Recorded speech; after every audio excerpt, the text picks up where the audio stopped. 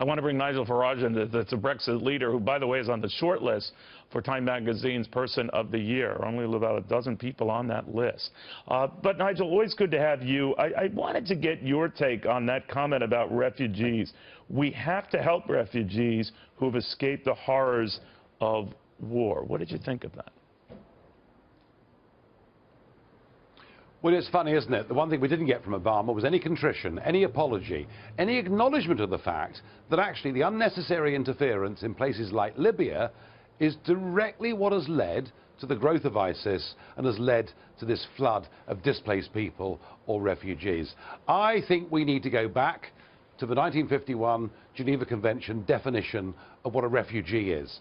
A refugee is a man or a woman who is in direct threat of their freedom or their life as a result of their race, their religion, or their beliefs. Now, that's fine. And I think we can, provided we have secure borders, which of course at the moment we don't, provided we have secure borders, we can find room in our hearts for genuine refugees. And I'm thinking particularly of Christians living in Syria, living in Iraq, being murdered, being persecuted, as one very good, clear example. What we cannot do, I'm afraid, and if only we could as human beings, but there are 59 million people currently displaced by war, according to the United Nations. And if Obama is suggesting that we in the West can find room for all of these people, particularly given the fact that we have no means to vet whether these people have terrorist links, then there's a problem. And one quick thing, Neil. A year ago, we saw those appalling massacres taking place in restaurants and that theatre in France. Of the 8 men that committed those atrocities, 5 of them had got into Europe, crossing the Mediterranean, posing as refugees. So I'm sorry, Obama, we need to be more careful than that.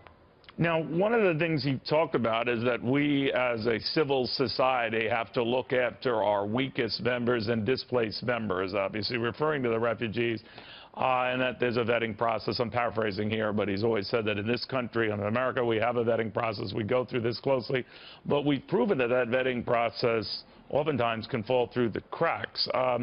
So what does a President Trump do?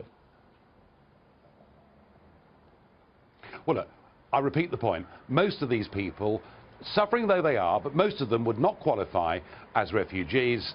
And you know, when David Cameron visited one of the camps, and he was shown around by a Jordanian minister who said even though this camp has women and children in it, and not just young males, even here, you must accept, Mr. Cameron, that 2% of these people will be people of terrorist-leaning sympathies. And I think what Trump has said very clearly in the campaign, and my goodness me, it's resonated, is that for America to be safe, you have to be absolutely sure that anyone coming to you is a genuine refugee and has no links with terrorism. And if you couple that with stopping open borders, you will make your country safer. And I'm speaking to you here from Brussels, where there are whole districts that effectively have become no-go zones. So the message is, Trump, don't let America become like Brussels. And you know what?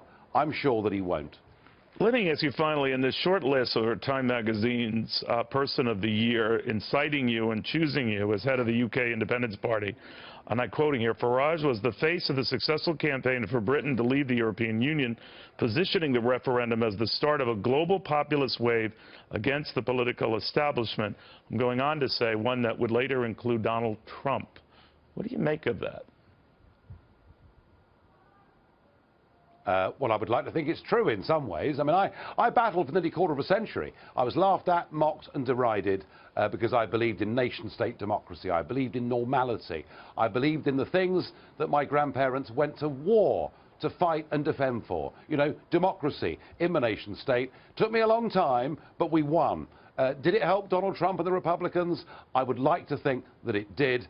And of course, just 48 hours ago, we saw in Italy the third big revolution of this year. So whether I win or not, I've no idea. I mean, personally, I might vote for Beyonce. I'm not sure. But let's see what happens. All right, you're on there with Donald Trump, but I think your stiffest competition could be Beyonce Knowles. I just want to break it to you. But not